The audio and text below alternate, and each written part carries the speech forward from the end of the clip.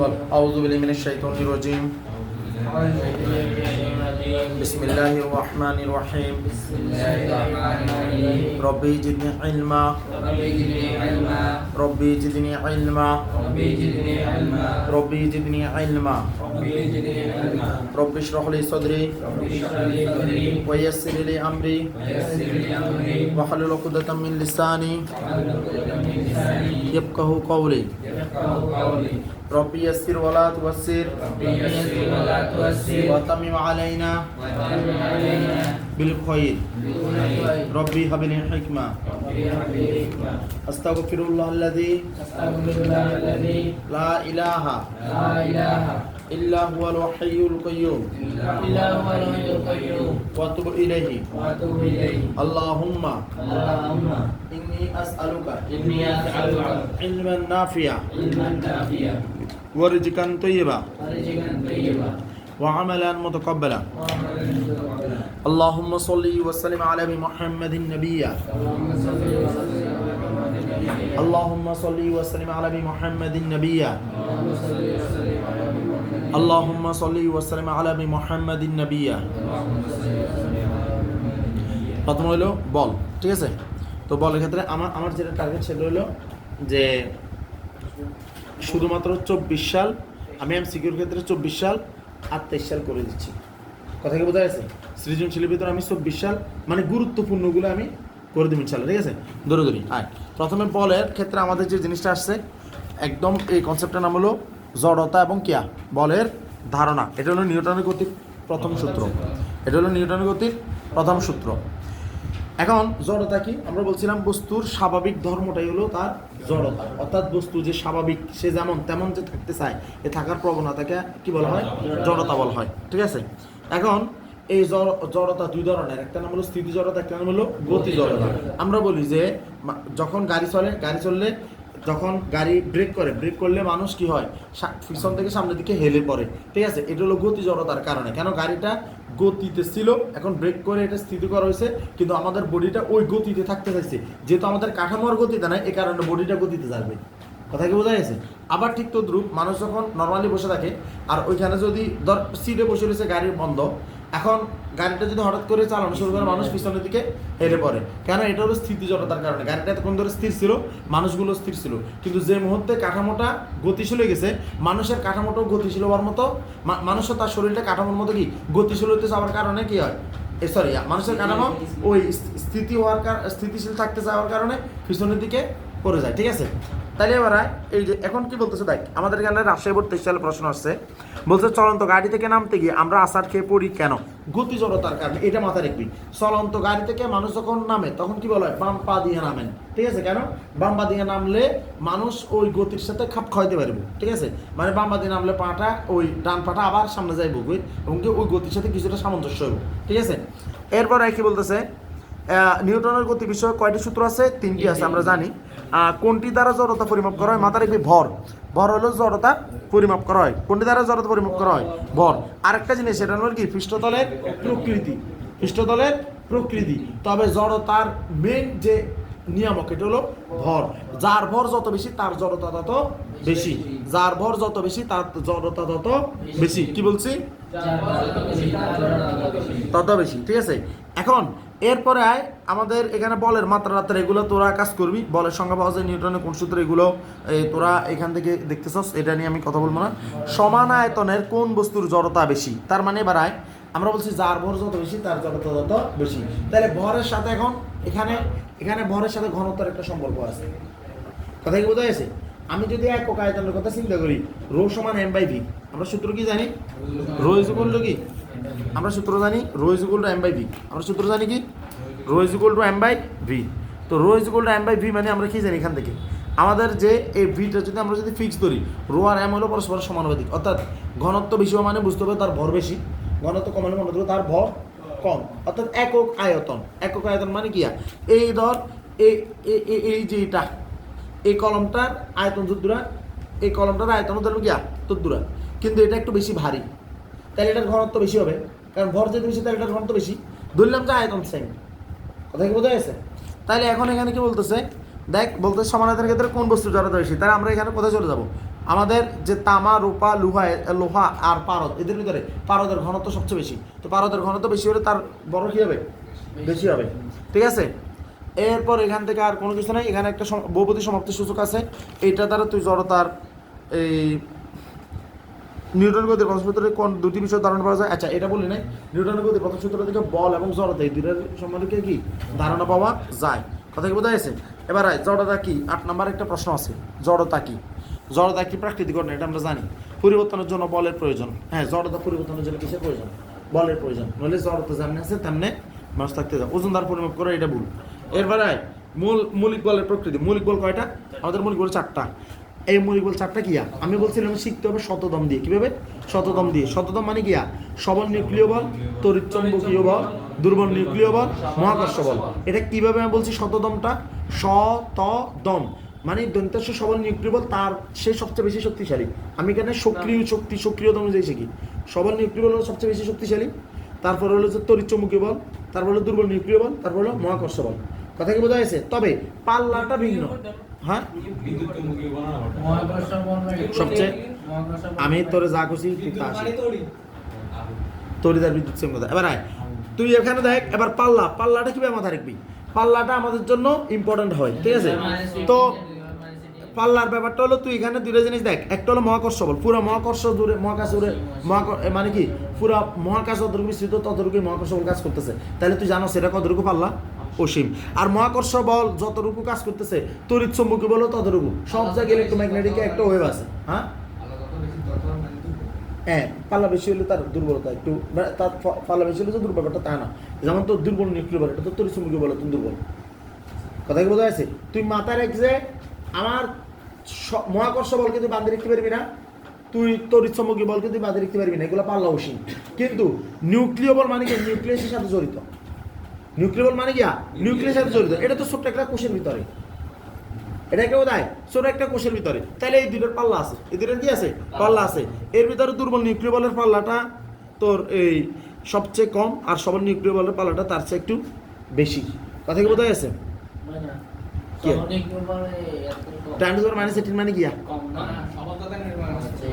দুর্বল নিউক্লিয় বল 10⁻18, তাহলে হ্যাতের পাল্লা হলো সবচেয়ে কম। কথা কি ক্লিয়ার? কিনলেই হাতে কাজ করে নিউট্রন এবং প্রোটনের ভিতরে দুর্বল নিউক্লিয় বল, আর সবল নিউক্লিয় বল কাজ করে ইলেকট্রন এবং প্রোটনের ভিতরে। কথা কি বোঝা গেছে? তাহলে ওই যে দুর্বল নিউক্লিয় বল তাহলে একদম ছোট জায়গার ভিতরে কাজ করতেছে, কারণ প্রোটন নিউট্রন তো নিউক্লিয়াসের ভিতরে। কথা বোঝা গেছে? এরপরে বলছে তাহলে এখান থেকে আবার দূরত্ব হলো, এগুলো তো এখানে কাজ শেষ, এগুলো নিয়ে কথা বলার কিছু আছে? আর তোর তো আমি অলরেডি বলেও দিছি যে কারটা কে কত বেশি। কিন্তু হ্যাঁ, এবার মৌলিক বলের মানটা দরকার আছে, মানটা আমরা সামনে যাইলেও ইনশাল্লাহ পাবো। এরপরে 24 সালে আসছে নিউক্লিয়াসের ভিতরে প্রোটন ও নিউট্রনের মধ্যে কোন বল কাজ করে? আচ্ছা, প্রোটন ও নিউট্রন ওটা বলছে যে ওটাই সবল নিউক্লিয় বল। আমি এখান থেকে একটু আছি কিনলে জানোস, দুর্বল নিউক্লিয় বলের কারণে তো বিটা তেজস্ক্রিয় রশ্মির বিকিরণ। গত বছর তোদের বলছিলাম, মনে আছে? মেডিকেলের একটা পরীক্ষা আসছিল। আচ্ছা যাই হোক, এটা এখন মাথার ভিতরে এখন বইতে যেটা আপাতত সেটা হয়তো আমি বলতে পারি। এখানে আমার কি বলতেছে দেখ, নিউক্লিয়াসের ভিতরে প্রোটন ও নিউট্রনের ভিতরে যেটা কাজ করে সেটার নাম হলো সবল নিউক্লিয় বল। সেটার নাম কি? সবল নিউক্লিয় বল।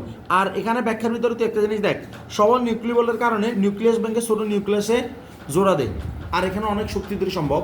আবার বলছে সূর্য থেকে আলোর তাপও এই বল দ্বারা কি হয়? তৈরি হয়। সূর্য থেকে যে আলো তৈরি হয় কোন বল দ্বারা তৈরি হয়? সবল নিউক্লিয় বল। এটা একটু খেয়াল রাখবি, ঠিক আছে?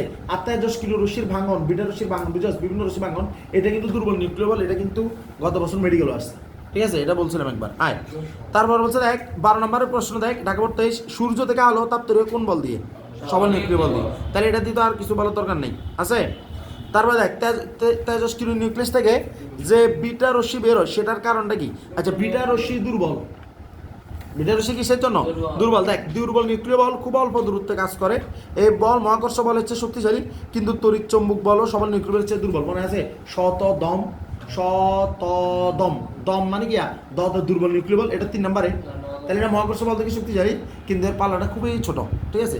খুব ছোট একটা কাজ করে। দেখ, নিচের কোন বলের কারণে সূর্য থেকে তাপ পাওয়া যায়? আমরা তো এখন জানি আল্লাহর মধ্যে, এটা কি? সবল নিউক্লিয় বল, জানি না? এরপরে আমাদেরকে বলতেছে যে বিকর্ষণ বল কোনটি? কি বলছে? বিকর্ষণ বল কোনটি? বিদ্যুৎ চুম্বকীয় বল, বিকর্ষণ বল। আমরা এটা জানতাম না, ঠিক আছে, আমরা এটা জানতাম না, আমরা এটা পড়ি নাই। বিকর্ষণ বলটা হলো কি? বিদ্যুৎ চুম্বকীয় বল বা তড়িৎ চুম্বকীয় বল। এটা কি বল? বিকর্ষণ বল, ঠিক আছে। এরপরে কি বলতেছে দেখ, আচ্ছা আর মাথা রেখি, তাহলে আর বাকি যে বলগুলো আছে এগুলো সবগুলো গিয়া সবগুলো আকর্ষণ, তবে বিদ্যুৎ চুম্বকীয় বল আকর্ষণধর্মী হতে পারে, বিকর্ষণধর্মী হতে পারে, আর বাকি সবগুলো গিয়া আকর্ষণধর্মী, সবগুলো গিয়া আকর্ষণধর্মী। তাহলে এই যে এখানে ব্যাখ্যা আছে, মহাকর্ষ বল সবল নিউক্লিয় বল আকর্ষণধর্মী, বিদ্যুৎ চুম্বকীয় বল আকর্ষণ ও বিকর্ষণ উভয়ধর্মী হয়। দেখ ইলেকট্রোউইক ফোর্স, ইলেকট্রোউইক ফোর্স মানে গিয়া ইলেকট্রোউইক ফোর্স মানে গিয়া উইক ফোর্স মানে গিয়া দুর্বল। কথাই বোঝা গেছে? এই দুটি কোন দুটি বলের সমন্বিত রূপ? বিদ্যুৎ চুম্বকীয় বল ও দুর্বল নিউক্লিয় বল। ইলেকট্রোর কথা বলে বিদ্যুৎ চুম্বকীয় কথা বোঝাচ্ছে, আর উইক বলে গিয়া দুর্বল নিউক্লিয় বলকে বোঝাচ্ছে। বোঝা গেছে?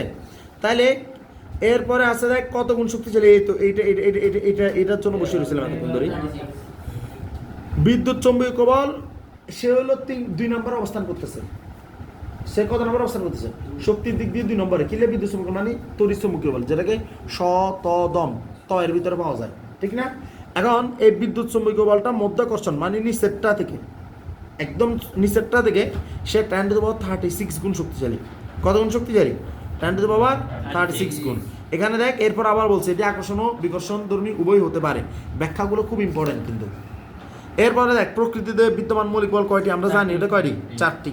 তারপরে এখানে তো সবলতার এটা দেখ শততম লেখা আছে, দেখ স, তারপরে এটা ত এর জায়গা থেকে আছে বিদ্যুৎ চুম্বকীয় লেখা আছে আর কি, দম। বুঝা গেছে? এরপর একটা আমাদের এক সবল নিউক্লিয় বল বিদ্যুৎ চুম্বকীয় বল থেকে 100 গুণ বেশি শক্তিশালী। 100 গুণ মানে কত? 10⁻2 গুণ। কথা কি বুঝছস? সবল নিউক্লিয় বল বিদ্যুৎ চুম্বকীয় বল থেকে কত? 10⁻2 গুণ। আর বিদ্যুৎ চুম্বকীয় বল মধ্যাকর্ষণের তুলনায় কত? 10⁻36 গুণ।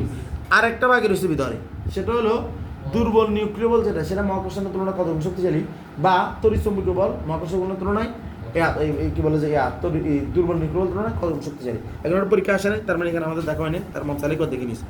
তারপর বলছে সবচেয়ে দুর্বল বল কোনটি? এগুলো নিয়ে আমাদের কাজ শেষ, এগুলো নিয়ে কাজ শেষ। চমকপ্রদ বলে দরকার নাই, এটা আমাদের মহাকর্ষ বল। আর গ্যালাক্সির ভিতর নক্ষত্রের ঘুরপাকায় কোনটার জন্য? মহাকর্ষের জন্য। এগুলা ওরা ইনশাল্লাহ পারবি, ঠিক আছে। এবার এখানে দেখ 23-24, এটা এইগুলো দেখ, এগুলা আছে বহুপদী সমাপ্তি সূচক। দেখ কি বলতেছে বলের ক্ষেত্রে মহাকর্ষ বল তড়িৎ চুম্বকীয় বলের তুলনায়। আচ্ছা এগুলো তোর এখন নিজেরা পারস কিনা দেখ।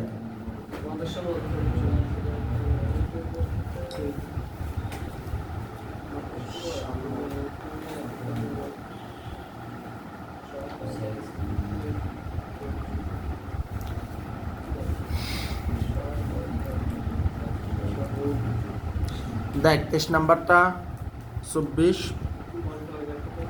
ব্যাখ্যা রেখা সহ দেখ, পারবি? হ্যাঁ সবগুলো কথাবার্তা আসছে কিনা?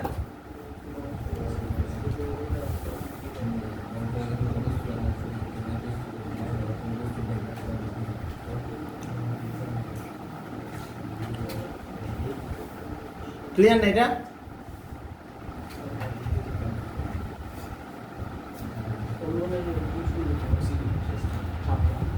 ক্লিয়ার না এটা? হ্যাঁ ওকে, ক্লিয়ার হলে এবার আসো সাম্যতা ও সাম্যতাবিহীন বল, ঠিক আছে। সাম্যতা মানে কি? আমরা বলছিলাম যে ধর একটা রশির মাঝখানে, আগে এটা হইতো প্রতিযোগিতা হইতো, রশির মাঝখানে একটা রুমাল রাখি, রশি দুইটাকে দুই পাশ থেকে বোঝন মিলে টানা শুরু করবো সমানভাবে। তো রুমালটা যে পাশে যাবো মনে করতে হবে যে গিয়া ওরা শক্তিশালী। কথা কি বোঝা গেছে? এখন ঘটনা হইলো রশি যদি নাড়াচাড়া না করে তাহলে বুঝতে হবে এটা গিয়া লব্ধি শূন্য। বলের লব্ধি শূন্য মানে গিয়া বল সাম্য, বল সাম্য। কথা কি বোঝা গেছে? তাহলে দেখ আমার বলছে কি, দেখ সাম্য সম্বন্ধে মানে 25 নম্বর প্রশ্ন বলছে কোন বলের লব্ধি কি হয়? কোন বলের লব্ধি শূন্য হয়, ঠিক আছে, সাম্য বল। এটা তো পারা যাবো। 26 নম্বরে একটা কি আছে, একটা বহুপদী সমাপ্তি হয়ে আছে। কি বলছে দেখ, সাম্য বল ক্রিয়াশীল। এক, জাহাজ পানিতে ভাসতেছে মানে কি সাম্য বল কাজ করতেছে, এখানে আর কোনো দ্বিমত নাই। একটি বস্তুর উপর থেকে নিচে পড়ার সময়, আচ্ছা একটি বস্তু যখন উপর থেকে নিচে পড়ে, ঠিক আছে, একটি বস্তু উপর থেকে, এটা কিন্তু মহাকর্ষ বল কাজ করতেছে। আর প্রত্যেকটা বলে কিন্তু সাম্য বল। সবগুলো কি বল? সাম্য বল। কোনো ব্যক্তি চেয়ারে বসে থাকলে ওই জায়গাতে আমরা সাম্য বল বলতে পারি কি না? এই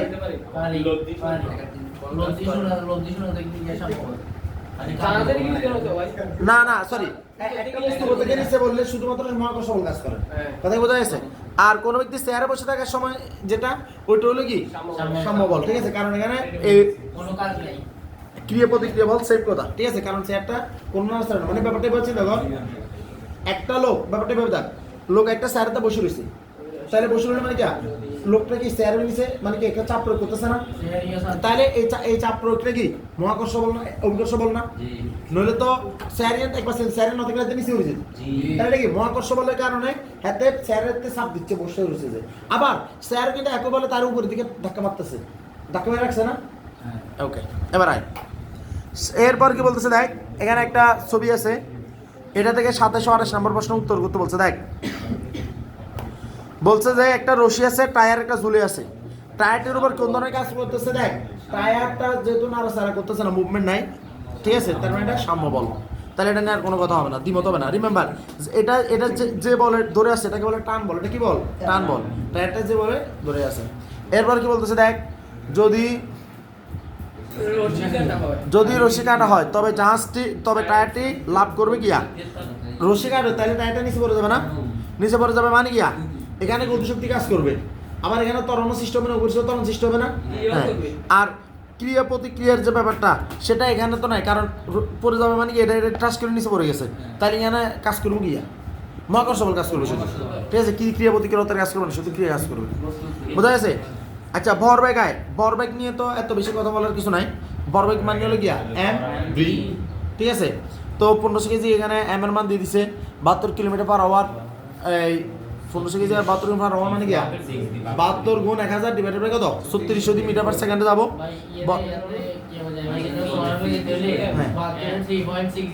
আচ্ছা ভাই, এগুলো তুই কিলে করবি, হ্যাঁ এগুলো যাতে 1000 বাই 36 তো রাতে কিনবে কিনা, ঠিক আছে, টাইম লসের কিছু নাই, ঠিক আছে। এগুলো কিছু বিউ ব্যবসায়ী এগুলো বানায়, ঠিক আছে। আয়, রকেটের গতি কিসের উদাহরণ? হয় রকেটের গতি হলো ভরবেগের ক্রিয়া, সংরক্ষণ শক্তির উদাহরণ। তারপরে জেট ইঞ্জিনে রকেটের কার্যকারিতা সব বলে। ভরবেগ মানে কিয়া, ভর গুণ বেগ মানে কেজি মিটার পার সেকেন্ড। আর এটার যে মাত্রাটা আশা করি তোরা পারবি, mLT/1, ঠিক আছে, কেজি মিটার পার সেকেন্ড।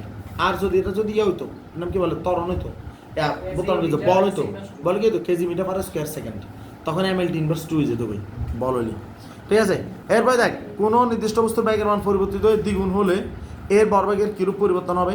তো আমরা জানি ফিক্স মান mv, তো এখন বেগ যদি দ্বিগুণ হয়ে যায় তাহলে এখানে কত ভি জায়গাতে কত 2v বইব, তাহলে 2 এটা সামনে চলে মানে কি ভরবেগ দ্বিগুণ হয়ে যাবো। ভরবেগ কত দ্বিগুণ হবো? ভরবেগ দ্বিগুণ হয়ে যাবো। এখন এখান থেকে কিন্তু ভাই খুব প্রশ্ন হয়, যেমন তোর যদি বলা হয় যে বেগের মান দ্বিগুণ করছে, ভরের মান অর্ধেক হয়ে গেছে, তাহলে ভরবেগের কিরূপ পরিবর্তন হবে? ওই জন্য আগে জায়গা থাকবো, এই যে হ্যাঁ প্রশ্ন করে কিন্তু, ঠিক আছে। এরপর আয় 34 নম্বরে আয় কি বলতেছে, 60 নিউটন বল এফ এর মান দিয়ে দিছে 30 কেজি বড় একটি বস্তুর উপর 1 মিনিট ক্রিয়া করলে। আচ্ছা, এগুলো তোরা নিজেরা দেখেন, এগুলো নিয়ে টাইম লস করে কিছু নাই, এগুলো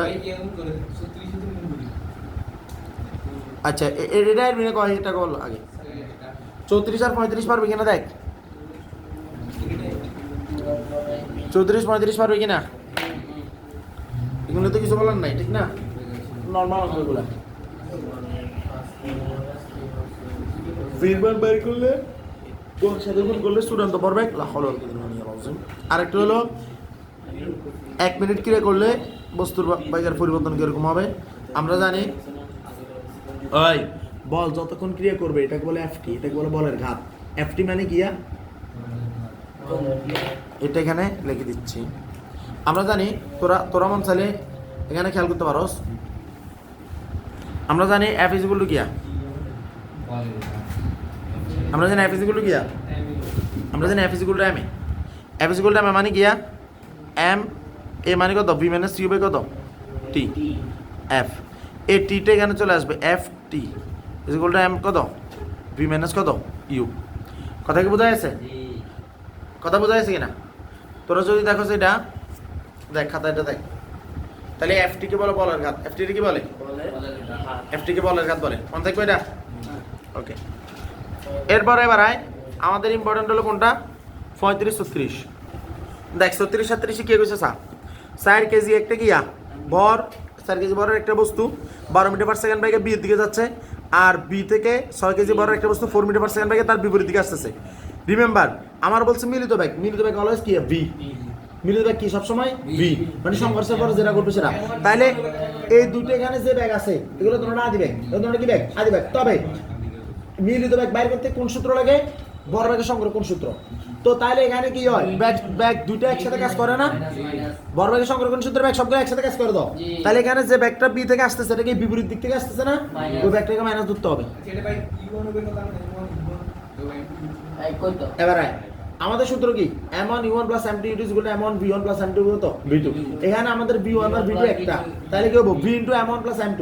তাহলে m1 প্লাস m2 টা কি হবে, নিচে ভাগ হইব। ঠিক আছে, তাহলে দেখ এই যে v m1 m2 এটা নিচে ভাগ হইছে, আর এখানে m1 v1 m2 v2 দিছে না, এটা ভুলে আসছে, এটা ভুল আসছে। হ্যাঁ, তাহলে এই অঙ্ক করতে তিনো হ্যাঁ মান বসা করতে পারবি কেন অঙ্কটা, ইজেন আল্লাহর মতে। এরপরে 37 নম্বরে 37 নম্বর কি বলছে, মিলিত হওয়ার পর বস্তুদ্বয় কোন দিকে যাবে। ঠিক আছে, তাহলে মিলিত হওয়ার পর আমাদের দেখতে হবে যে ভরবেগ কার বেশি। ঠিক আছে, যাতে ভরবেগ যার বেশি হাতে যেদিকে যাবে বস্তুর ভরবেগের পরিবর্তন সেদিকে ঘটবে। আমরা 100 জমি যাবের কথা আসবে, ব্যাপারটা এবারে চিন্তা কর। সবসময় ট্রাক আর রিক্সার কথা চিন্তা কর। ট্রাক আর রিক্সার সংঘর্ষ হইলে ট্রাক ইয়ার যে যায় রে রিক্সা তার বিপরীত দিকে আসছিল, মানে মুখোমুখি সংঘর্ষ হয়েছে। অন কি রিক্সা ইয়ান ট্রাকের মধ্যে যাবো না, ট্রাক ইয়ান রিক্সার হলো ট্রাকের দিকে যাবো, এই কথা এটাই। তাহলে ভরবেগ কার বেশি, ট্রাকের। এই কারণেই তো বা সিএনজিতে একটা মানুষ ধাক্কা খাইছে, অন কিয়া সিএনজি ইয়ান হিসময় আর ব্যাটারির মধ্যে যাবো কই না, ব্যাটারি সিএনজি যেদিকে গেছে ওদিকে চলে যাবো। সিএনজি লোকটাকে সিএনজি যেদিকে যাবে সেদিকে নিয়ে যাবে। কে কইছে আয়সা মিলিত হওয়ার পর বস্তুদ্বয় কোন দিকে যাবে। আচ্ছা ওই এখানের থেকে তো আমরা তো ইয়া জানি যে ভরবেগ জানি, ঠিক না। তো ভরবেগ কার বেশি, হ্যাঁ এমন ইউন কেন 4/48 আর এখানে 424, 4/48 বেশি না। তাহলে এতে কোন দিকে যাচ্ছে, বি বস্তু যে দিক থেকে আসতেছে ওই দিকে যাবে না, তাহলে এত ধাক্কা মারি এত উড়ে যাবে কই, কথা ক্লিয়ার। ওকে, এরপরে এবার সংঘর্ষ হয়। আমাদের জন্য সবচেয়ে বেশি ইম্পর্টেন্ট কি, সংঘর্ষ কি বলতেছে দেখ, সংঘর্ষতে কিন্তু ভাই অঙ্ক কয়েকটা কাজ করে জানোস তো। যদি এখানে একটাই দিছে অঙ্ক, কিন্তু আমরা জানি যে ওই আরো দুইটা ডিফারেন্ট সূত্র আছে না, ওগুলো কাজ করবে। ধৈর্য দীর্ঘ আস্তে আস্তে দেখ,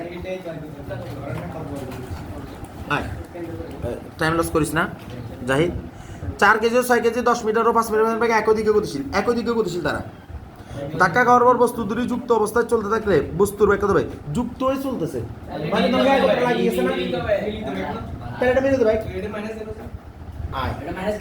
এটা একই দিকে গতিশীল, মানে ব্যাপারটা হলো যে রিকশা কমে যায় ট্রাক কমে যায়, কিন্তু ট্রাক আইস কিন্তু রিকশা না আগে দেয়। এটা ধর যে এই যে এটা এভাবে চিন্তা করে এই দেখ দোনোটা এদিকে যাচ্ছে আর কি, ওমরান এই দোনোটা একই দিকে যাচ্ছে, এতে ধাক্কা দিয়ে পিছনে নিয়ে যাচ্ছে আর কি, দোনোটা একই দিকে যাচ্ছে। ঠিক আছে, এরপর কি বলতেছে, তাইলে অঙ্কটা পারা যাবে না ইনশাল্লাহ। এরপর দেখ 1 কেজি বরের বন্দুক থেকে 5 কেজি বর একটি গুলি ছোট হলে 5 গ্রাম বর, 5 গ্রাম মানে কি 1000 তার কি সরি 5 গ্রাম বরের তার মানে কি 1000 তার ভাগ করতে হবে না, 1000 তার ভাগ করতে হবে না। তাহলে ছোট হলে বন্দুকটি 2 মিটার পার সেকেন্ড পশ্চাৎ বেগ প্রাপ্ত হলে গুলির শেষ বেগ কত হবে, পশ্চাৎ বেগ প্রাপ্ত হবে। তার মানে গুলিটা পিছনে যে ধাক্কা মারবে এটা কি মাইনাস না, মাইনাস কিনা এটা মাথায় রাখতে হবে। আমার বলছে গুলির শেষ বেগ কত হবে।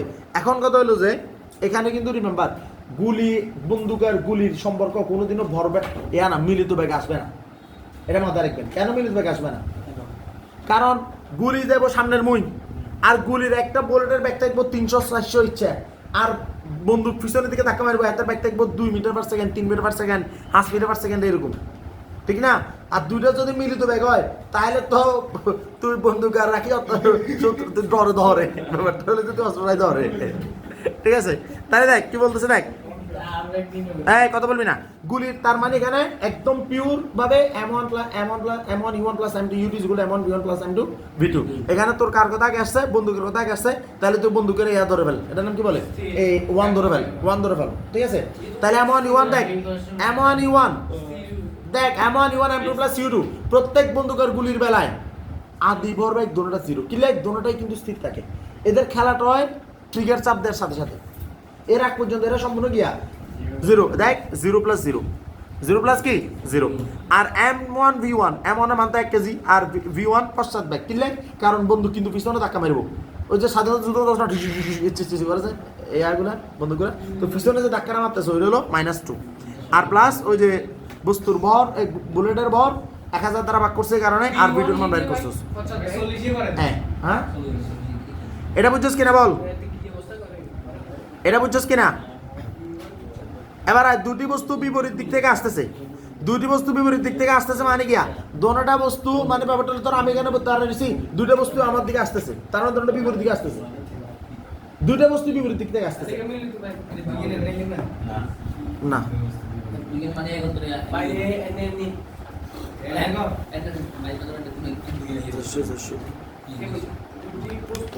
দেখ পরস্পর লেখা থাকবে দুইটা যদি দুই পাশ থেকে আসে ওইটা হলো পরস্পর লেখা থাকবে দুইটা বস্তু পরস্পর বিপরীত দিক থেকে কিন্তু পরস্পর লেখা আছে না তার মানে দুইটাই বিপরীত দিক থেকে আসছে বিপরীত মানে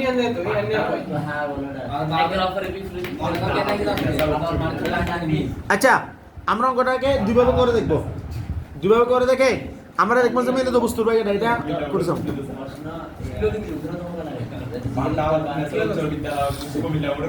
এই একটা জিনিস তোর বলি এই বাড্ডার অঙ্ক এটা বাদ দে বাড্ডার অঙ্কে ইয়া করে না ধর যে ইয়ার যেহেতু ভাষাগত দিক দিয়ে আমরা বিপদে আছি এটা বাদ এবার যশোর বোর্ড 24-এর ইয়াটা দেখ উদ্দীপক এটা কি বলতেছে দেখ দেখ পরস্পর অভিমুখে তার মানে কি এইটা পরস্পর লেখা থাকবে বলছি না দেখ এখানে পরস্পর লেখা নেই কিন্তু বাদটার এটা বাদ পরস্পর আছে তাহলে এখানে কি আছে মাইনাসের ব্যাপার আছে অঙ্কটা আবার নিজেরা পারবি কিনা দেখ আবার অঙ্কটা পারবি কিনা দেখ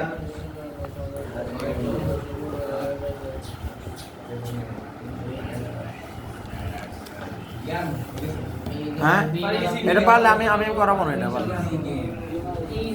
বস্তু ধর মিলিত ভাই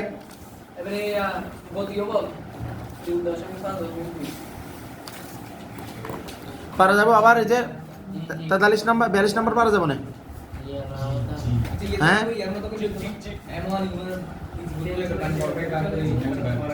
জানার মতো হয় না কিন্তু m1 u1 m2 m1 v1 m2 v2 এই সূত্র রাখতে পারি 42 কি হয়েছে মিলিত বস্তুদের অভিমুখ কোন দিকে হবে ওই যে ভরবেগ হ্যাঁ ভরবেগ যার বেশি বুঝা গেছে হ্যাঁ নিরাপদ ভ্রমণ ও গতিও বল দেখ নিরাপদ ভ্রমণ গতিও বল ইয়ানে তুই দেখ 20 কেজি এটা এম এর মান দিয়ে দিছে নিউটন 20 নিউটন এটা কার এফ এর মান দিয়ে দিছে ঠিক আছে দিয়ে দিছে না তাহলে অঙ্কটা পারা যাবে না ইনশাআল্লাহ a = f / m দিয়ে পারবি কিনা ঠিক আছে গলা সাউন্ড কর এবার 44 নম্বরে আয় এরপর এটা পারবি কিনা দেখ 10 কেজি এটা কত এম এর মান দিয়ে দিছে আমার কাছে ত্বরণ এর মান দিয়ে দিছে তাহলে এফ এর মান বের করতে হবে পারবেন ইনশাআল্লাহ ও না সরি কত বল প্রয়োগ তাহলে এফ এর মান জানতে চাইছে 45 নম্বরে আয় 45 নম্বরে আয় এই দেখ 45 নম্বরে এটা দেখ 10 কেজি বরের একটি স্থির বস্তুর উপর 100 নিউটন এন্ড এফ এর মান দিয়ে দিছে 0.1 সেকেন্ড টির মানও দিয়ে দিছে তাহলে এটা কি বলের ঘাত না কিছুক্ষণ আগে করছিলাম আমরা মনে আছে আমরা যেখানে একটা সূত্র কাজ করছিল F T = m * v - u মনে আছে না বলের ঘাত F T = m * v - u ওই ব্যাপারটা এখানে তাহলে বলের ঘাত কত তাহলে ওই 100 এর সাথে 0.1 গুণ তার মানে কত 10 এটা ঠিক বলের ঘাত এটা ঠিক 10 নিউটন সেকেন্ড বলের ঘাতের এককটা দেখ বলের ঘাত মানে F T তার মানে নিউটন আর কি সেকেন্ড ভরবেগের পরিবর্তন m * v - u m এর মান কত 10 কেজি v - u তাহলে v - u তোর কি করতে হবে ওই ভরবেগের রিমেম্বার একটা জিনিস তোদেরকে বলি f এর মান যেটা হবে m * v - u এর মান সেটা হবে সুতরাং এই দেখ f এর মান যা এম ইন্টু বি মাইনাস সির মানে কি তাও হবো। তাইলে ইয়ার অঙ্ক করবো দরকার নেই, না অন্য বুঝবো। মাথার এক বিজা অলওয়েজ এদিকে দেখা, ভরবেগের পরিবর্তনটাও, ভরবেগের পরিবর্তন একক কি আর মাথাতে কি কাজ করে ভরবেগের একক? এই খুব ইন্টারেস্টিং বলি, এদিকে দেখা, ভরবেগের পরিবর্তন আমরা কি জানি? নিশ্চয়ই কেজি মিটার পার সেকেন্ড হওয়ার কথা। কি হওয়ার কথা? কেজি মিটার পার সেকেন্ড হওয়ার কথা। ওদের কথা না, এটা তো হওয়ার কথা। এখন এফটি কি আর বলের ঘাত, এটা কত? নিউটন সেকেন্ড না? তাইলে দুই পক্ষ তো একই হওয়ার কথা, একক দুই পক্ষের নিউটন সেকেন্ড হওয়ার কথা না? ওই তুই দেখ কেজি মিটার পার সেকেন্ডে লগে দি, তুই যদি আরেকটা সেকেন্ড ইয়া করস, এটা কি বলে যে এই যেমন ধর তুই যদি আরেকটা সেকেন্ড যদি তুই ইয়া করস ভাগ 10, আরেকটা সেকেন্ড যদি উঠে নিচে, মানে সেকেন্ড যদি উঠে নিচে গুণ করস, তাহলে দেখবি যে kg metre per square second divided by second হবো। কেজি মিটার পার স্কয়ার সেকেন্ডকে আমরা বলবো নিউটন, আর যে এসি গুণ হিসেবে দেখবো ইয়ার বলবো সেকেন্ড, তাহলে নিউটন সেকেন্ড মানে বলের ঘাতের একক হয়ে যাবে। কথা বুঝছো সেটা? কথাটা বোঝা গেছে কিনা? ওকে, এরপরে তার মানে না অঙ্ক তো দেখা যাচ্ছে 3 হয়ে গেছে। এরপরে কলেজ স্কুল খুব ভাইটাল, গুরুত্বপূর্ণ। 20 কেজি বারে একটা জিনিস তোর বলি, গত বছর এইচএসসি পরীক্ষার আইসিটি প্রশ্নতে বুঝছস, কুমিল্লার একটা স্কুল আছে কুমিল্লা ইস্পানি, বুঝছস? এই ইস্পানি যে কলেজটা ছিল আইসিটি পরীক্ষাতে, ইস্পানি কলেজের 50টা এমসিকিউ 50টা এমসিকিউ হুবহু তুলে দিয়েছে, একের প্রশ্ন পুরো একদম। মানে এই শ্রীরামপুর গত বছর, বুঝছস? ইন্টারমিডিয়েট, হ্যাঁ বোর্ড একদম হুবহু একদম মানে প্রশ্নটা দিয়ে দিছি। আচ্ছা যারা এখন আমি তোর ক্লিয়ার কথা হলো যে কিছু স্কুল আছে যেগুলোর অনেক সময় মূল্যায়ন করতে চায়, ঠিক আছে? তারপরও ইয়ার যেমন দেখ চট্টগ্রাম কলেজের স্কুলের একটা আছে, এটা একটু দেখ কি বলছে।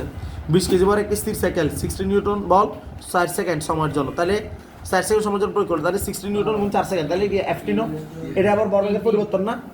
তাহলে 240 কিয়া নিউটন সেকেন্ড, এটা হলো বলের ঘাত, আবার এটা ভরবেগের পরিবর্তন। আমার কাছে জানতে চাইছি কিয়া সাইকেলের ত্বরণ কত, তাহলে এই সময় এফআইএম, এই তো সহজ অঙ্ক। এই সময় এফআইএম আমার সাইকেলের শেষ বেগ কত হবে? ভিজুয়াল ডি প্লাস এরি, তাহলে ইউর মান তো 0। হাত তিন অঙ্ক এইটা করে আইছি। দেখ এবার আমাদের পার্ট 3.6 কি বলছে? বস্তুর গতির উপর বলের প্রভাব, ঠিক আছে? বস্তুর গতির উপর বলের প্রভাব মানে কি জানাস না? নিউটনের গতির তৃতীয় সূত্র, F = ma, মানে ঘুরে ফিরে আবার সেম কথা, আমরা অঙ্কগুলো আবার পাবো। বস্তুর ভরবেগের পরিবর্তন হারের উপর প্রযুক্ত বলের সমানুপাতিক, মনে আছে? এবং বস্তুর বল যেদিকে ক্রিয়া করে বস্তুর ভরবেগের পরিবর্তনও সেদিকে ঘটে, এটাই ছিল নিউটনের গতির দ্বিতীয় সূত্র, ঠিক আছে? তাহলে এটা নিয়ে তার কোনো কিছু বলার নাই, এটা মুখ দিয়ে যেটা আসছে এটাই। দেখ 23 নাম্বার কি হয়েছে? বলের ক্ষেত্রে এখানে একটা বহুপদী সমাপ্তি সূচক আছে, বহুপদী সমাপ্তি সূচক, এটা দেখা। বলের ক্ষেত্রে মহাকর্ষ বল তড়িৎ চুম্বকীয় বলের তুলনায় অনেক দুর্বল। মহাকর্ষ বল তড়িৎ চুম্বকীয় বলের তুলনায় দুর্বল, এটা আমরা জানি কি না? ও আচ্ছা সরি, ইয়া করে দিচ্ছি, হ্যাঁ 49 নাম্বার ইয়াতে 49 নাম্বার ইয়াতে সালমান। দেখ গতিশীল বস্তুর ক্ষেত্রে লব্ধি বল যদি শূন্য হয়, বস্তু কোন অবস্থায় থাকবে? লব্ধি শূন্য মানে কি জানাস না? লব্ধি শূন্য মানে তুই এইভাবে চিন্তা করবি, বল শূন্য মানে ত্বরণ শূন্যর কারণে বল শূন্য হয়। লব্ধি শূন্য মানে বল নাই, বলের লব্ধি যদি শূন্য হয়, বল যদি না থাকে তাহলে ত্বরণ শূন্য। ত্বরণ শূন্য কখন হয়? বস্তু সমবেগে থাকলে। তাহলে এটা নিয়ে আর কোনো কিছু বলার আছে? তাহলে এটা শেষ। এবার 50 নম্বরে আয়। 100 নিউটন বল কত সময় বেগে ক্রিয়া করলে, তার মানে কি ঘাত বল, ঠিক না? এফটি মানে কি ভরবেগের পরিবর্তন, m * v - u। বস্তুর ভরবেগের পরিবর্তন বলে দিছে, ভরবেগের পরিবর্তন বলেছে না, m * v - u মান বলে দিছে 10 কেজি মিটার পার সেকেন্ড, ঠিক না? এটা কি না? তাহলে এবার তুই দেখো 10 কেজি হলে ইঞ্জিনের কত 100, তাহলে কত হইতে হবে? 0.1 সেকেন্ড পর্যন্ত ক্রিয়া করতে হবে, কারণ 100 এর 0.1 গুণ করলে অঙ্ক দেখছেন এর আগে এরকম। এবার আয় নিউটনের গতির দ্বিতীয় সূত্র থেকে 51 নম্বর অঙ্কে কি বলছে? নিউটনের গতির দ্বিতীয় সূত্র থেকে কোনটির পরিমাণ পাওয়া যায়? এটা তো আমরা জানি যে এটা বলের মান পাওয়া যায়, কারণ F = m, তাহলে বলের পরিমাণ পাওয়া যায়। এবার 52 নম্বর প্রশ্নে আয়। 52 নম্বর কি বলছে? 10 কেজি ভর একটি স্থির বস্তুর উপর 10 মিনিট 20 সেকেন্ড পর ভাই অঙ্ক পারা যাবে, এগুলো এই অঙ্ক আল্লাহর মতে। এর আগে এরকম একটা অঙ্ক করছি না? করছি না? এই অঙ্ক করার দরকার আছে? ব্যাখ্যা দেখলে তো পারা যায় না? আয় 53 নম্বর অঙ্ক। রিমেম্বার আমাদের কিন্তু আমরা যখন কাজ করতেছি নিউটনের দ্বিতীয় সূত্র, তার মানে ঘর্ষণ নিয়ে কোনো কথাবার্তা এখানে নাই, কথা বোঝা গেছে? ঘর্ষণকে বিবেচনা না আনা মানে কি নিউটনের কোন সূত্র? দ্বিতীয় সূত্র। মনে দেখবো না এটা। তাহলে 53 নম্বর কি বলতেছে? 100 নিউটন বল দেখ 20 কেজি বড় বস্তুর উপর প্রয়োগ করা হয়েছে, 80 নিউটন বল আরো একটা প্রয়োগ করা হচ্ছে। তবে এখানে বলছে এটা খুবই মসৃণ তল, যে তল এটা কাজ করতেছে এটা কি তল? মসৃণ তল। তবে এখানে বলের লব্ধি নিয়ে একটা কথা আছে, কিন্তু দুইটাই প্রযুক্ত বল, কিন্তু কোনো ঘর্ষণ বল নাই, এটা মাথায় রাখবি। হ্যাঁ, বস্তুর কার্যকর ত্বরণের মান অধিক কেমন হবে? কার্যকর ত্বরণ তো 100 নিউটন যেদিকে, 80 নিউটন তার বিপরীত দিকে, ঠিক না? তাহলে দুটো বল F2 বিয়োগ কত F1, কেন 20 নিউটন বল না কাজ করবে এখানে? 100 নিউটন তো 80 নিউটন দ্বারা কি হবে? না হলে 20 নিউটন বাকি দেখবো না? তাহলে 20 নিউটন বল এখানে কাজ করবো। তো 20 নিউটন বল কাজ করবো, যে আমার বলছে ত্বরণের মান অধিক কেমন হবে? ত্বরণের দিকটা হবে 100 নিউটন যেদিকে যাচ্ছে সেই দিকে, 100 নিউটন যেদিকে যাচ্ছে সেই দিকে হবে, কারণ ওর বলটা বেশি। কিন্তু ত্বরণের মান হবে কত? 20 নিউটন ধরে কাজ করতে হবে। এই যে বলটা কত? F/m, F এর মান 20 ধরি, m দ্বারা ভাগ করতে হবে 20 কেজি, তার মানে কত? 1। বুঝছস না অঙ্কটা? আর এটা ওই 100 নিউটন যেদিকে সেদিকে, 100 নিউটন কোন দিকে কাজ করতেছে? ডান দিকে, হাতে ডান দিকে না, ডান দিকে যাচ্ছে। তারপরে এরপর যেটা আছে এই 54 নাম্বার, 54 নাম্বার মেনে দেখ তো, 10 কেজি পরে 10 কেজি এক স্থির বস্তুর উপর পারবে না, 15 কেজি 0.15 গুণ করতে হবে। 0.15 এর তো না 100 আইব, 100 ইয়া 15 ভাগ করলে 149, তাহলে 149 গুণ কত? 15 মানে কত? 2250 হবো। 225 না, আচ্ছা 225 না, ক্যালকুলেটর করলে 225 হবে। আচ্ছা, তারপরে 55 নম্বর এটা পারবি না? হ্যাঁ, 55 নম্বরে কি করে দিতে হবে? 56 নম্বরে আসবি না? একই না ম্যাথ? একই তো, এগুলো একই, এগুলা দেখতে পারা যাবে ইনশাল্লাহ, ভিডিও পজ দিয়ে দেখে নেবেন। 58 নম্বরে কি হয়েছে? একটি বস্তুর ভর 2 কেজি, আদি বেগ 5 মিটার পার সেকেন্ড, 3 সেকেন্ড পর বস্তুটির বেগ 8 মিটার পার সেকেন্ড হলে বস্তুর উপর প্রযুক্ত বল কত নিউটন হবে? এটা একদম সহজ ব্যাপারটা, বুঝে না? mv minus mu divided by কত? t, mটারে কমন নিলে কত? v minus u by t না? তাহলে v এর মান দেওয়া আছে 8 হয়েছে 3 সেকেন্ড পর, u এর মান দেওয়া আছে 5 মিটার পার সেকেন্ড আছিল, t এর মান দেওয়া আছে 3 সেকেন্ড। অঙ্কটা পারা যাবে না ইনশাআল্লাহ? পারা যাবে না? এরপরে 59 নম্বরে আয়। 59 নম্বরে কি বলছে? যদিও জালালাবাদ পাবলিক স্কুল কলেজ, এর পারবে কিনা দেখ। বস্তুর ভরবেগ কত হবে? m × v মাইনাস u, আর ভরবেগ হলো শুধু ভরবেগ পরিবর্তন m × v মাইনাস u, কিন্তু বস্তুটা স্থির অবস্থান থেকে আসলো, তাহলে mv হলো কি ভরবেগ। পারা যাবে না ইনশাআল্লাহ? হ্যাঁ, এবার আয় 60 ও 61 কি বলতেছে? উদ্দীপকের লেখচিত্রে ডালের একক নিচের কোনটি? আগে এখানে আয়, উপরে একটা দিছে f, নিচে দিছে t, উপরে f নিচে t, উপরে f আর যদি নিচে t হয়, তাহলে এখান থেকে আমরা মূলত কার মান পাবো? একটা জিনিস বলতো আমারে, এখান থেকে বেসিক্যালি উপরে f নিচে t, আমরা জানি f আর t একসাথে থাকে, ঠিক না? f বাই যদি t হয়, f বাই যদি t হয়, তাহলে ইয়ার মূলত ডিরেক্ট ইয়ার কোনো কি নাই, মানে কোনো চরিত্র নাই, কোনো ক্যারেক্টার নাই, মানে ইয়া বল, ভর, ত্বরণ এসব কিছু বলা যাবে না। কথা কি বোঝা গেছে? কিন্তু আমরা এত অঙ্ক করে বের করতে পারি ডালের একক নিচের কোনটি হবে। তাহলে উপরে হলো কি kg metre per square second, নিচে সেকেন্ড দ্বারা ভাগ করবো, তাহলে সেকেন্ড দিকে কমে যাবো আর না, কমবো না, কি বাড়বো, আর হলো বাড়ি যাবো, সরি ভাগ করলে মানে কি s - 1 হবো না? তাহলে s - 1 s - 2 লোক x - 3 হয়ে যাবো।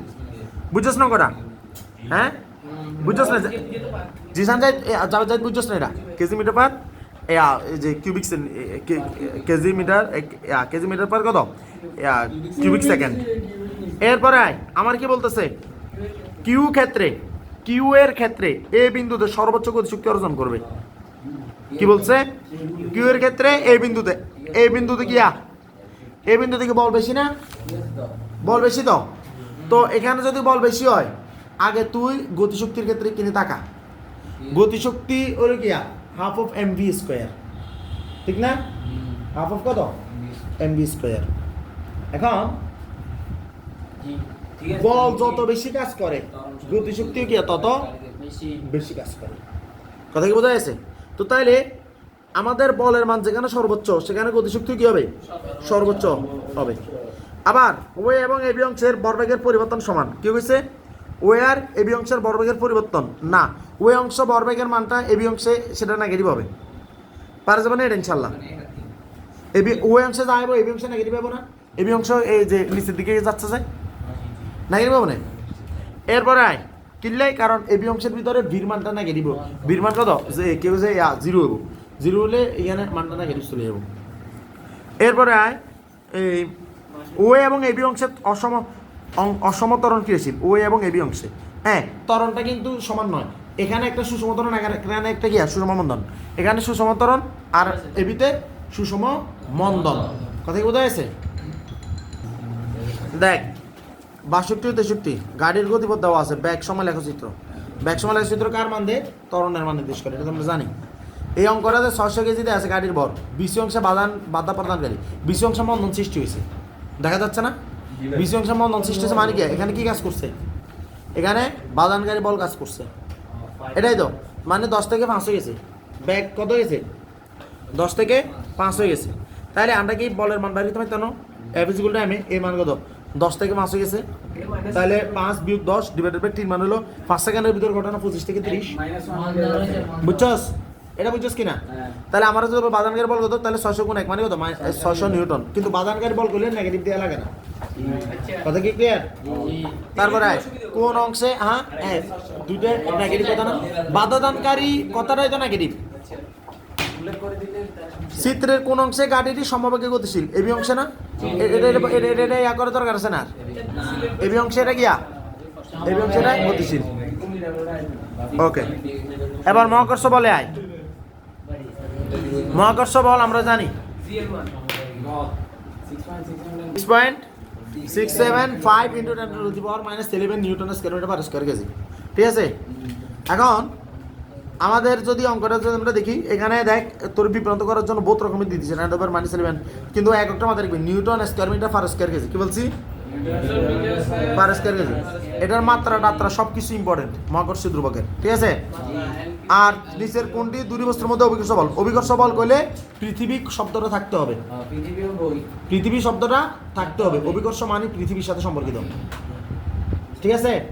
আচ্ছা, এগুলার ব্যাপারে এগুলা আগে কথা হচ্ছে মহাকর্ষ বল, অভিকর্ষ বল। এখন এখানে এগুলো বোঝানোর কিছু নাই। নিচের কোন বলের প্রভাবে তুমি তোমার ওজন অনুভব করবে? মহাকর্ষ বলের প্রভাবে। ঠিক আছে? তারপরে আয় 68 নম্বরে আয় কি বলছে দেখ, একটা টেবিল ত্বরণ এ আছে, আমার 5 কেজি ভর নিচে ঝুলতেছে আর উপরে 4 কেজি ভর, এটাকে ট্রেনে রাখতেছে। ব্যাপারটা এরকম না? এরকম কি না? এখন আমার বলছে চিত্রে এর মান নির্ণয় করো। এর মান কোন থেকে আসবে? 5 কেজি ভর যেটা নিচে কাজ করতেছে সেখান থেকে না? হ্যাঁ, তাহলে ওটা কত? এমজি না? এমজি থেকে এই যে যেটা ক্রিয়েট হবে এটা মূলত এখানে ত্বরণ হিসেবে কাজ করবে। কথা বোঝা গেছে? কবি কল ত্বরণ, এটা বোঝা গেছে তো?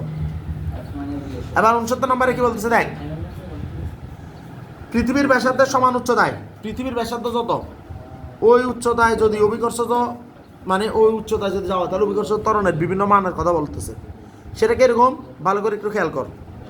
অর্থাৎ তুই জানোস যে তুই ব্যাসার্ধের সমান উচ্চতায় তুই জ্বরে, আমরা সূত্র কি জানি? আমরা সূত্র কি জানি? আমরা জানি যে দেখ কথা বলিস না, দেখ একটা জি, এই এদিকে দেখা, একটা জি আর একটা জি এর সাথে অভিকর্ষ ত্বরণ যখন তুলনা হয় তখন সূত্র হলো G prime is equal to G by 1 plus ছোট আর বাই বড় আর স্কয়ার। কথা কি বোঝা গেছে? এটা কোনো মৌলিক সূত্র না, এটা ধর বিভিন্ন ফাংশন করে এটা নিয়ে আসা হয়। কি বলছি? অভিকর্ষ মানে যে কোনো একটা ত্বরণ, অভিকর্ষ ত্বরণ ইজ ইকুয়াল টু একটা অভিকর্ষ ত্বরণ ডিভাইড বাই 1 প্লাস ছোট আর ডিভাইড বাই কি বড় আর। সাধারণত জি প্রাইমটা বোঝায় তোর অভিকর্ষ ত্বরণের সাথে তুলনায় যে ত্বরণটা আসবে সেটা। কথা কি ক্লিয়ার? মানে যেটা নতুন করে আসবে। তাইলে জির মান তো জির মান রয়ে গেছে, আর এর মান যেটা ছোট আর ওইটাকে আমরা বলতেছি পৃথিবীর সমান ব্যাসার্ধ। তাহলে বড় আর না? তাহলে আর কাটাকাটি গেলে কত? 1 ন, একই একে লোক যোগ কত? 2 ন, 2 স্কয়ার হলে কত? 4 হবে না? তাহলে জিবে 4 না? অর্থাৎ অভিকর্ষ ত্বরণ নতুনটা হবে পুরাতন অভিকর্ষ ত্বরণের 4/1 তাহলে পৃথিবীর অভিকর্ষ ত্বরণের 1/4। বোঝা গেছে? পৃথিবীর ব্যাসার্ধের বর্গের ব্যস্তানুপাতিক পৃথিবীর ব্যাসার্ধের বর্গের বা স্থানানুপাতিক না। আর 3 নম্বর হলো উচ্চতার উপর নির্ভর করে। হ্যাঁ, উচ্চতার উপর নির্ভর করে এটা, ঠিক আছে। এরপর আয় 70 নম্বরে আয়। 70 নম্বরে কি বলছে দেখ, আমরা বলতেছে যে এম এ বিডি বিন্দু অভিষেক ত্বরণ যথাক্রমে G1 G2 G3 হলে কোন জায়গায় এটা কি হবে। খুব ভালো করে একটা জিনিস খেয়াল কর, আমরা কিন্তু জানি অভিকর্ষ ত্বরণের ক্ষেত্রে আমরা পড়ছিলাম, মনে আছে, বিষুবীয় অঞ্চল, মেরু অঞ্চল। আগে যখন এটা করছিলাম চ্যাপ্টারে তখন এটা দেখানো হয়েছিল। বিষুবীয় অঞ্চলে আর এর মান বেশি, এই কারণে জির মান কম 9.78। মেরু অঞ্চলে আর এর মান কম 9.83। ক্রান্তীয় অঞ্চল সেম। আমরা 45 ডিগ্রি অক্ষাংশে ধরি, সেটা হলো কত 9.81 মিটার পার স্কয়ার সেকেন্ড। আমার কি বলতেছে দেখ, আমার এখানে দেখ এম যেখানে অবস্থান করতেছে এটা হলো মেরু অঞ্চল, যেখানে আর এর মান কম, জির মান বেশি। ডি এটা হলো বিষুবীয় অঞ্চল, যেখানে আর এর মান বেশি। সি থেকে ডি এর দূরত্ব দেখ, সি হলো পৃথিবীর কেন্দ্র, এখানে আর এর মান বেশি কিন্তু জি এর মান কম 9.78। তো আমার বলছে জি গ্রেটার দেন G1। জি কোনটা? জি বলছে যেটা এম বিন্দুতে আছে সেটা জি। হ্যাঁ, তার মানে অভিষেক এখানে 9.83। ডি তে কোনটা? এ কোনটা? এ তো হলো, ও রিমেম্বার, তুই যত পৃথিবী থেকে আবার উপর উঠতে যাবি ততই কিন্তু কি হবে জানোস, এইটার মান আবার কমতে থাকবে। কথাই বোঝা যাচ্ছে? এটার মান আবার না, ওইখানে গ্র্যাভিটি জিরো। আয়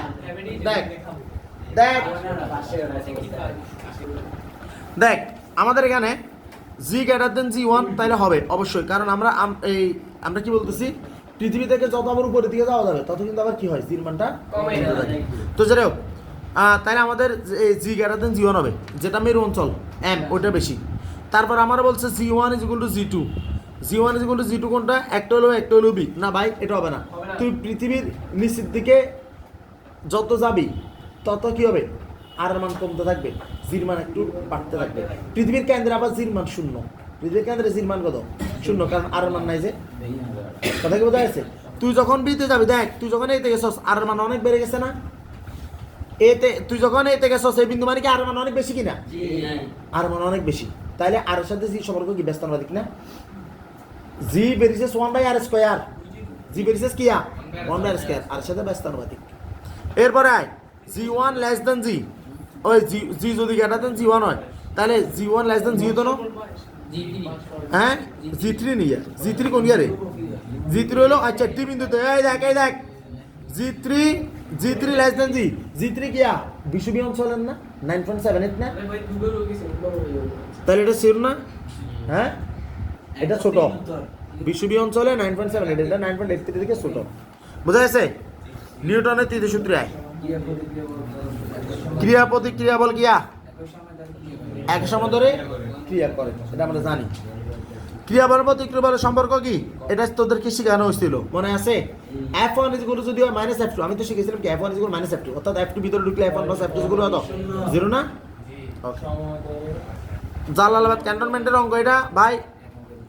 তোরা নিজেরা বুঝবি, একটু তাকাই থাক, ভালো করে মনোযোগ দে। 73 নম্বর অঙ্ক এটা, আমি বলবো না, এটা করলে গলায় ব্যথা করতেছে। কাঠের টুকরা বেদের অঙ্ক বল হয় A= B² - C² - 2s। আর কাঠের তক্তা বেদের ত্বরণ বাইর করতে হইব, যেখানে বন্ধন কাজ করে A= B² - C² - 2s। আর কত দূরত্ব অতিক্রম করছে? V² - U² কত? 2a। S= B² - C² - 2a। এটা আমাদের একটি কাঠের বেদের অঙ্ক আসছে, মানে B² = U² - 2s। এই সূত্র অ্যাক্টিভ হয়ে গেছে। কথাই বোঝা গেছে? -2s, হ্যাঁ, এর মান নেগেটিভ না, অ্যাক্টিভ হয়ে যাবে। পারবি না অঙ্ক এটা দেখতো একটু ভালো করে, এটা হিসাব কর। আমরা বলছে 1000 কিলোমিটার ছোট হয়েছে একটা বন্দুক থেকে, একটা বুলেট। দেখ 1000 কিলোমিটার মানে 277.78 মিটার পার সেকেন্ড। এটা একটু মাথায় রাখবি, ঠিক আছে? তো আমার কি বলছে, 15 সেন্টিমিটার পুরো একটি কাঠের টুকরো ভেদ করার পর তা থেমে গেছে। তাহলে আস্তার মান দিচ্ছে 15 সেন্টিমিটার। 15 সেন্টিমিটার মানে কত? 0.15 মিটার না? থেমে গেছে মানে কি, বির মান কত হয়েছে? 0 গেছে না? শেষ ভাই, বোল্ডের প্রকৃত বলের মান নির্ণয় করো। তো F = m, এর মান তো বাইরে হবে। এই সমান কত? B² - C² / 2s। এটাই হলো এই সূত্রটা।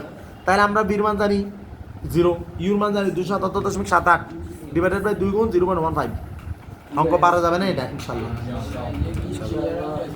এরপর কি বলতেছে আদমজি, কি বলতেছে দেখ, একটি বন্দুক থেকে 500 মিটার পার সেকেন্ড বেগে 100 গ্রাম ফাঁসান ও আচ্ছা ব্যাগে 1000 গ্রাম ভরের গুলি ছোড়া হলো 100 গ্রাম ভরের গুলি ছোড়া হলো বুঝছস বন্দুকের ভর 2 কেজি বন্দুকের পশ্চাৎ ব্যাগ কত অঙ্কে 3 ইনশাআল্লাহ পশ্চাৎ ব্যাগ করেছি না হ্যাঁ বিরমান নেগেটিভ m1 b mb আর এখানে মাইনাস ab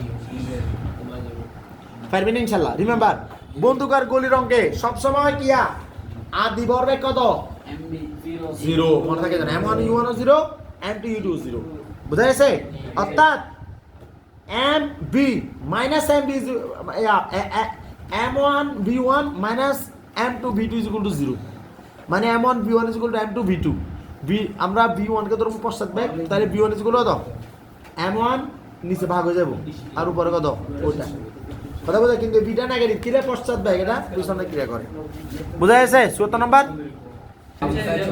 75 নম্বর অঙ্কটা দেখ 75 নম্বর অঙ্কটা কি পরিমাণ দাগ অনুভব করবে এই ব্যাপারটা কি পশ্চাৎ ব্যাগের অঙ্ক এই অঙ্কটা দেখবি তোরা হিসাব করলে এটা পারবি এটা আর করে দেওয়ার কিছু নাই কথা কি বোঝা গেছে পশ্চাৎ ব্যাগের অঙ্ক অর্থাৎ mb equal to minus mb বা m1 v1 equal to minus m2 v2 কথা ক্লিয়ার কিনা আয় 76 নম্বর অঙ্কটা দেয় বন্দুক দিয়ে গুলি ছোড়া হলে বন্দুকের পশ্চাৎ ব্যাগ গুলির তুলনায় কম হবে অবশ্যই বন্দুকের পশ্চাৎ ব্যাগ গুলি তো বেশি হবে নাকি রে হ্যাঁ না তারপরে কি বলছে বন্দুক সামনের দিকে ধাক্কা দিবে বন্দুক সামনের দিকে ধাক্কা দেয় না পিছনে ধাক্কা দিব পিছনে নইলে কি পশ্চাৎ ব্যাগ মানে তারপরে কি বলছে গুলি ও বন্দুকের ভরবেগ সমান ও বিপরীতমুখী হবে হ্যাঁ কথাটা তো সত্য হয়েছে উপরে লিখলাম লেখা আছে না mb গুলো তো মাইনাস mb লেখা আছে না এর আগে প্রশ্ন ব্যাখ্যাতে এবার দেখ পশ্চাৎ ব্যাগ কোথায় কোথায় পাওয়া যায় আর নৌকা বন্দুকার একটা ও নৌকা তো পশ্চাৎ ব্যাগ কেন বুঝবি জানোস গেলাম দিলে নৌকা ইনিস না চলে ভেরি গুড এটা নে বড় সমস্যা তোর কাজ করে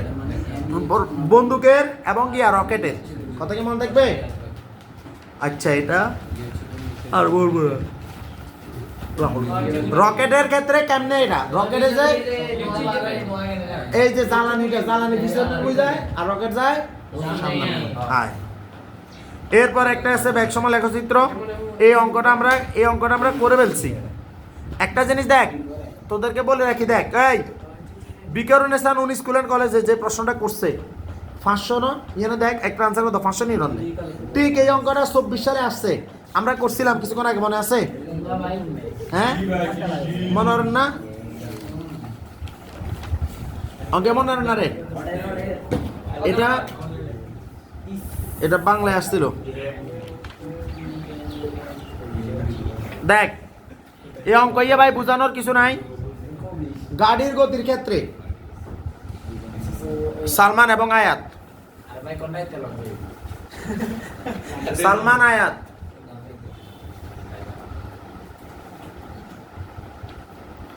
ব্যাগ সমলেখচিত্র দেখ আমরা বলছে গাড়ির গতির ক্ষেত্রে ওই অংশে সমতরণ গতিশীল ওই অংশে সমতরণ রিমেম্বার আমাদের সিলেবাসে সমতরণ সবসময় সমতরণ বা সমমন্দন এটা যেন মনে থাকে আমাদের তরণটা সবসময় গিয়া সমতরণ বা সমমন্দন এটা আমাদের সিলেবাসে এবি অঙ্কে সমবেগ গতিশীল এটা আমরা জানি বিসি অঙ্কে সমমন্দন গতিশীল তার মানে কথাটা তিনটাই ঠিক বাদানকারী বলে মান বের করা যাবে কিনা ইজি না হ্যাঁ ইনশাল্লাহ তারপরে ঘর্ষণ বল কি বলতেছে দেখ খেলার মাঠে একটি ক্রিকেট বল গড়িয়ে সীমানা পার হয়ে গেল এরপর ক্রিয়াশীল ঘর্ষণ বল কিরূপ রিমেম্বার গড়িয়ে কোনো কিছু যাওয়া মানে কি আবর্ত ঘর্ষণ বল সাইকেলের চাকার যেটা এটাকে আবর্ত ঘর্ষণ বল একটা তল যখন আরেকটা তলের উপর চলার চেষ্টা করে সেটা কি আবর্ত মনে থাকবে ওকে 81 নাম্বার কি বলছে দেখ একটি ঢালু তলের উপর দিয়ে একটি ক্রিকেট বল গড়িয়ে গেলে সেম কথা না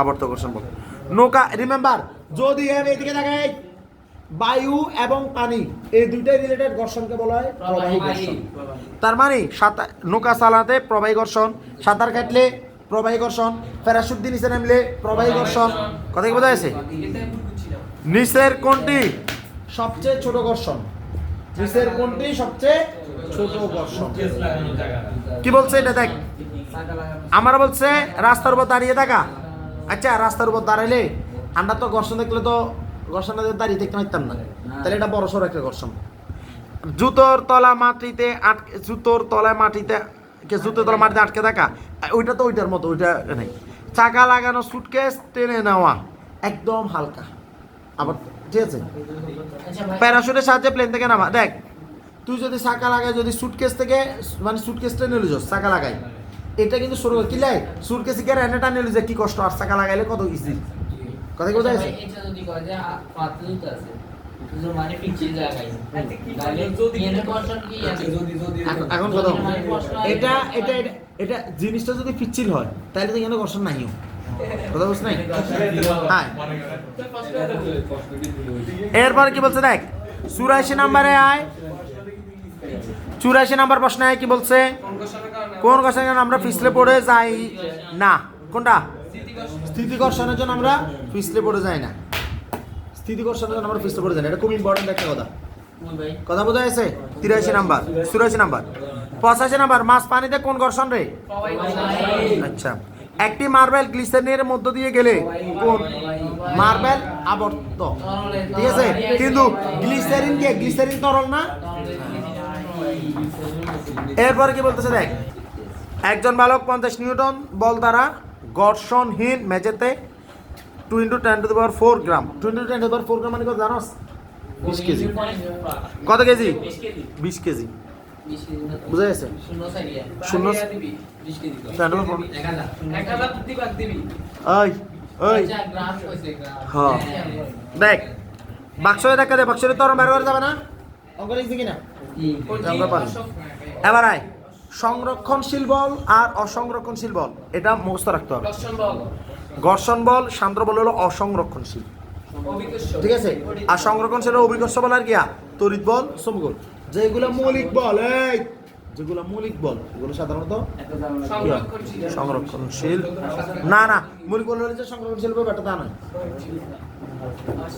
হ্যাঁ ঠিক আছে তা মৌলিক বল হলে ব্যাপারটা কিয়া সংরক্ষণশীল বল প্রত্যেক মৌলিক বল কিয়া সংরক্ষণশীল বল হ্যাঁ সান্দ্র বল এটা এই সান্দ্র বল এটা আই না না আমি বলি সান্দ্র বল ইয়া তোর আরো মাথার ভিতর ব্যাপারটা না এটা সাধারণত গড়িয়ে যে জিনিসগুলো পরে করে করে এইগুলোর ভিতরে কাজ করে কিন্তু আমি এখন ভুলে গেছি এটা টার্মটাও ভুলে গেছি আর এবার তাহলে দেখ ঘর্ষণ বলটা হলো একটা কি বল অসংরক্ষণশীল বল 89 নাম্বার অঙ্কটা পারবি না দেখ তো স্থির বস্তু তার মানে ইউ মান 0 ভির মান খুব ইজি না অঙ্কটা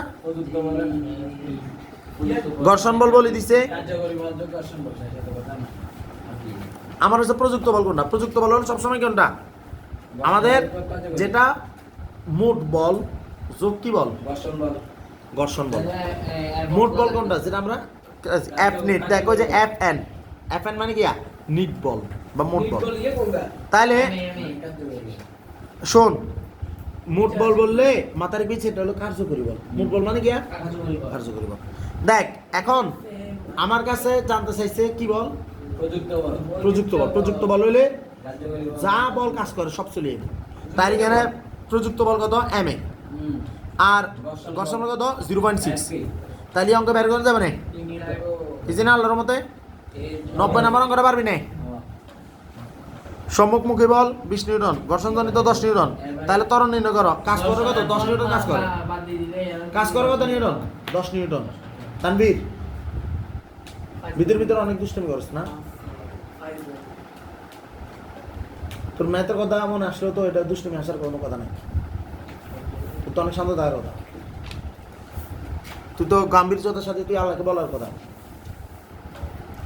এরপরে আয় 91 নাম্বার ও 92 নাম্বার অঙ্কে কি বলছে 10 কেজি বড় একটি স্থির বস্তুর উপর 10 সেকেন্ড যাবত 22 নিউটন বল প্রয়োগ করা হলো আমি বারবার বলবো পরীক্ষা ভালো হওয়ার এই কারণে ইয়া দেখাইবা আল্লাহ তাআলা খারাপ করতে টাইম নিত না কথা বোঝা গেছে কোনোভাবে যাতে দাম্ভিকতা না চলে আসে কোনো যাতে গাতে ওই হইর জন্মাইছে কয় যে এগুলো না আসে নিজের পাকে নিজে মাটিতে রাখ কোনোভাবে উঠতে যাইস না কি বলতেছে 10 কেজি বড় একটি স্থির বস্তুর উপর 10 সেকেন্ড যাবত 22 নিউটন বল প্রয়োগ করা হলো বস্তুটি যে তলে চলে তার ঘর্ষণের মান 2 নিউটন তাহলে 10 সেকেন্ড পর বস্তুর বাইকের মান বাইরে কোন যায় জানো এই যেগুলো গিয়া এফ বাই এম তো এফ এর মান কত 22 নিউটন প্রয়োগ করছে 2 নিউটন ঘর্ষণ কাটাকাটি যাব বুঝা গেছে এটা তত্ত্বের আলোকে নিচের কোনটি সঠিক সময়ের সাথে বস্তুর গতিশক্তি হ্রাস পায় তারপরে প্রথম 5 সেকেন্ড অতিক্রম দূরত্ব পরবর্তী 5 সেকেন্ড আচ্ছা এগুলো থেকে অঙ্ক করার ব্যাপার আছে এই অঙ্কটা বরিশাল বোর্ড 19 ওই যে বদল্লা ময়মনসিংহ এগুলোর মতো নইলে এইখানে দেখ অপশানে গুণের ভিতরে কত কিছু আছে আচ্ছা আমরা জাস্ট একটা জিনিস করি বলের ঘাত বস্তুর শেষ বর্গের সমান আমরা জানি বলের ঘাত আর বস্তুর বর্গের পরিবর্তন সমান, এটা আমরা জানি না? জানি কি না? তাইলে বহুত রাম ছাগল আছে, অঙ্ক করা শুরু করে দিব। কিলে ভালা করি চাইলেবি। যদি এখানে আনসার থেকে আমরা ওখানে গেছি, কিন্তু আমরা আগেও বলছিলাম বলের ঘাত বস্তুর বর্গের পরিবর্তনের সমান। আয় লাস্টের কয়েকটা বাদ। গতির উপর ঘর্ষণ বলের প্রভাব কি বলতেছে দেখ। 9.93 সরি। ঢালু তলের সাথে একটি বস্তুকে কত কোণে ছেড়ে দিলে গতি ঘর্ষণ সহগের মান বৃদ্ধি পায়? 60 ডিগ্রি কোণ করে ছেড়ে দিলে গতি ঘর্ষণ সহগের মান বৃদ্ধি পায়। তোদের মাথায় প্রশ্ন দিতে পারিস ভাই কেন? রিমেম্বার গতি ঘর্ষণ সহগ কিয়া মিউ। মিউ মানে কি F S by R. F S কিয়া তুই যে বলটা সারফেসে যে বল প্রয়োগ করেছিস সেটা, আর আর মানে কি ঘর্ষণ বল। সাধারণত প্রযুক্ত বল আর ঘর্ষণ বল এটা লম্ব বাই ভূমি সম্পর্ক। কে কইছি? প্রযুক্ত বল আর ঘর্ষণ বল লম্ব। মানে যেটা গতি ঘর্ষণ সহগ, গতি ঘর্ষণ সহগ মানে কি? ধর এই যে আমি একটা ধর এই যে টাইলস, এটা টাইলস, এটাতে তুই ইকে চেয়ার টাইনলে এটা ঘর্ষণে একটা কাজ করব। তুই একটা কাঠের চেয়ার টাইনলে, প্লাস্টিকের চেয়ার টাইনলে একরকম, কাঠের চেয়ার টাইনলে একরকম, ঠিক আছে? তুই লোহার কান চেয়ার টাইনলে একরকম। তাহলে বিভিন্ন জিনিসের জন্য ঘর্ষণ বলটা বিভিন্ন হবে। তবে যেটা গতি ও ঘর্ষণ সহগ সেটা সবসময় কি সেম। কথা বোঝা গেছে? ঘর্ষণ গুণাঙ্ক বা ঘর্ষণ ধ্রুবক এটা তলের আর ঘর্ষণের সাথে সেটা কি সম্পর্কটা সেম। এটা হলো একটা অনুপাত। আর এখানে কি বলতেছে দেখ, আমার বলছিলাম যে কি বলছিলাম যে ঘর্ষণ সহগ যেটা মিউ, মিউ হলো tan থিটা। কি লাই? কারণ সারফেস এফএস মানে কি সারফেসের যে বল, এটা হলো কি, এটা হলো যেটা প্রযুক্ত বল ডিভাইডেড বাই ঘর্ষণ বল। প্রযুক্ত বল আর ঘর্ষণ বল এটা লম্ব ভূমির সাথে সম্পর্কিত। লম্ব ভূমি সম্পর্ক গিয়া tan থিটা। তাহলে মিউ মানে tan থিটা। তো মিউ মানে tan থিটা, tan থিটার সর্বোচ্চ মান কত? √3। সর্বোচ্চ মান কত? √3। আর সেটা হলো 60 ডিগ্রিতে। কথা কি বোঝা গেছে? কথা বোঝা গেছে কিনা? তার মানে এটা জিনিস মাথায় রাখবি যে কোনো একটা জিনিস যদি গতি ঘর্ষণ সহগের মান বৃদ্ধি পাবে যদি তুই কোন ডিগ্রিতে ছাড়স, 60 ডিগ্রি কোণ করে। কথা কি ক্লিয়ার? ওকে, এরপর কি বলতেছে? টায়ার ও রাস্তার মধ্যবর্তী ঘর্ষণ বল নির্ভর করে কোনটির উপর, ঠিক আছে? গাড়ির ওজনের উপর। এই হলো কথা কিছু বলার দরকার নাই। এরপর অঙ্কটায় গাড়ির উপর ক্রিয়াশীল লম্ব বল। হাই, এরপর অঙ্কটা কি হয়েছে?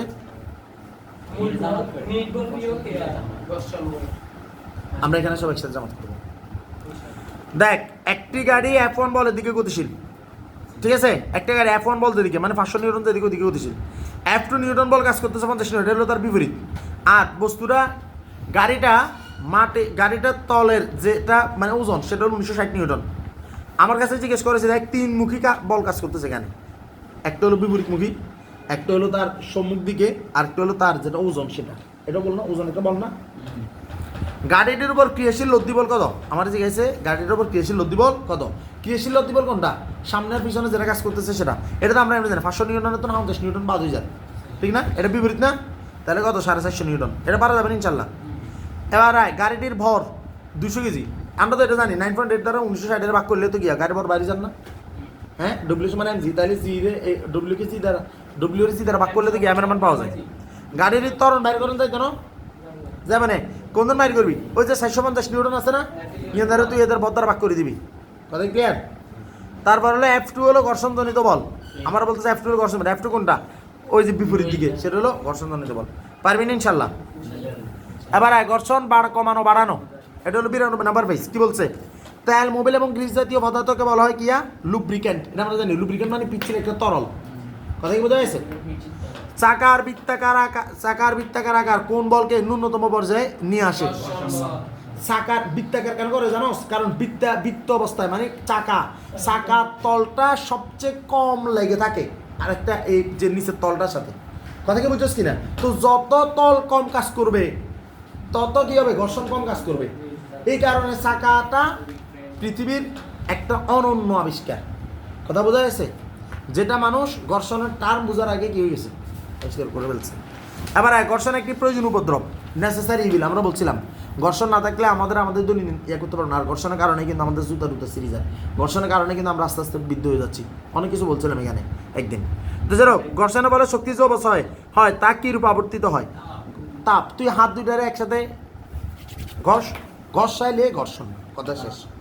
এরপরে বলছে দেখ, জ্বালানি শক্তির অবশ্যই কোনটির জন্য? ঘর্ষণের জন্য।